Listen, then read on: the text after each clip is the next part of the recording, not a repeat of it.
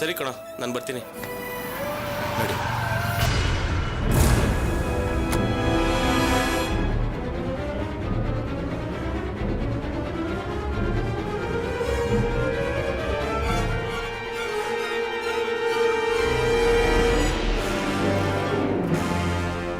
ಬನ್ನಿ ಮೇಡಿ. ಏನಾಯ್ತು? ಆ ರಾಮ್ನ ಪೊಲೀಸ್ನವ್ರಿಗೆ ಒಪ್ಪಿಸಿದ್ರಾ? ಇಲ್ಲ, ಆ ರಾಸ್ಕಲ್ ಎಸ್ಕೇಪ್ ಆಗೋದ. ಪೊಲೀಸ್ನವ್ರಿಗೆ ಕಂಪ್ಲೇಂಟ್ ಕೊಟ್ಟಿದ್ದೀನಿ. ಆದಷ್ಟು ಬೇಗ ಅವನನ್ನು ಹಿಡಿತಾರಂತೆ. ವೇರ್ ಇಸ್ ಕಾವ್ಯ? ಕಾವ್ಯನ ಮನೆ ಕರ್ಕೊಂಬಂದಿದ್ದೀನಿ, ಒಳಗಿದ್ದಾಳೆ. ಸರಿ ಕಣ, ನಾನು ಬರ್ತೀನಿ. ಹಾಂ, ಬರ್ತೀನಿ ಸರ್.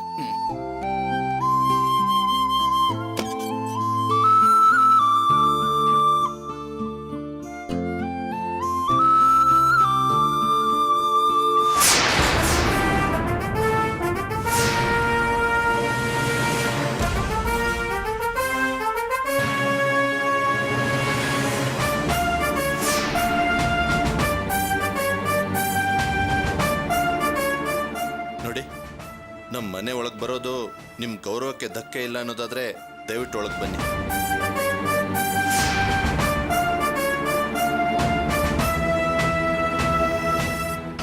ನಾನು ನಿಮಗೆ ಅವಮಾನ ಮಾಡಬೇಕು ಅಂತ ಒಳಗಡೆ ಬನ್ನಿ ಅಂತ ಕರೀತಾ ಇಲ್ಲ. ಏನೇ ಮಾತಾಡೋದಿದ್ರು ಒಳಗಡೆ ಮಾತಾಡೋಣ, ಬನ್ನಿ.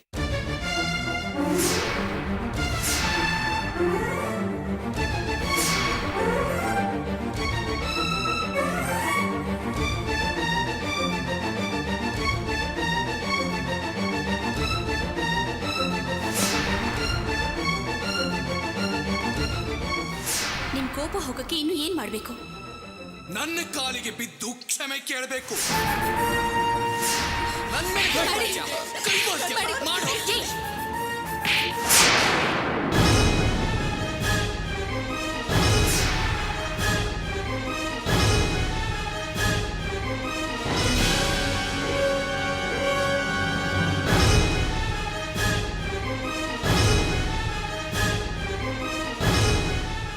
ಬನ್ನಿ ಒಳಗೆ. ಬನ್ನಿ.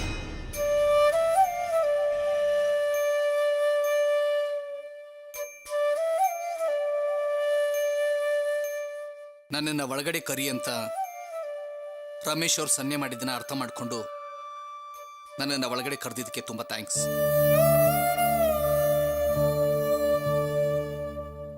ಆ್ಯಕ್ಚುಲಿ ನಾನು ಒಳಗಡೆ ಬರೋದಕ್ಕೆ ಹೆಸಿಟೇಟ್ ಮಾಡ್ಕೊಂಡಿದ್ದಕ್ಕೆ ಕಾರಣ, ನಾನು ಒಳಗಡೆ ಬಂದರೆ ನನ್ನ ಗೌರವ ಕಡಿಮೆ ಆಗುತ್ತೆ ಅಂತಲ್ಲ, ಅಥವಾ ನಿಮ್ಮ ಮೇಲಿರೋ ಹಳೆ ಕೋಪ ಅಂತನೂ ಅಲ್ಲ.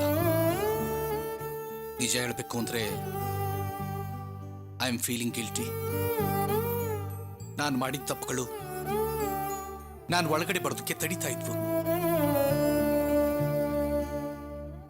ನೀವು ನನ್ನ ಕಾವ್ಯ ಪ್ರಾಣ ಕಾಪಾಡಿದ್ರ. ಆ ರಾಮ್ ಒಬ್ಬ ಅಯೋಗ್ಯ ಅನ್ನೋದನ್ನ ನನಗೆ ತೋರಿಸಿದ್ರ. ಇದೆಲ್ಲದಕ್ಕಿಂತ ಹೆಚ್ಚಾಗಿ ನಾನೊಬ್ಬ ವಿದ್ಯಾವಂತ ಮುಟ್ಟಾಳ ಅನ್ನೋದನ್ನ ಅರ್ಥ ಮಾಡಿಸಿದ್ರ. ಒಳ್ಳೇದ್ಯಾವುದು, ಒಳ್ಳೆಯವ್ರು ಯಾರು ಅನ್ನೋದನ್ನ ಅರ್ಥ ಮಾಡ್ಕೊಳ್ದೆ ನಾನು ನಿಮ್ಗೆ ತುಂಬ ಹಿಂಸೆ ಕೊಟ್ಟಿದ್ದೀನಿ. ಅದೆಲ್ಲದಕ್ಕೂ ಸೇರಿಸಿ ನಾನು ನಿಮ್ಮ ಹತ್ರ ಕ್ಷಮೆ ಕೇಳ್ತಿದ್ದೀನಿ. I am sorry. Please forgive me.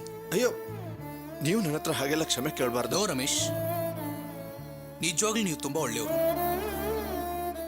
ಅದು ನನಗೆ ಯಾವತ್ತೂ ಗೊತ್ತಾಯ್ತು.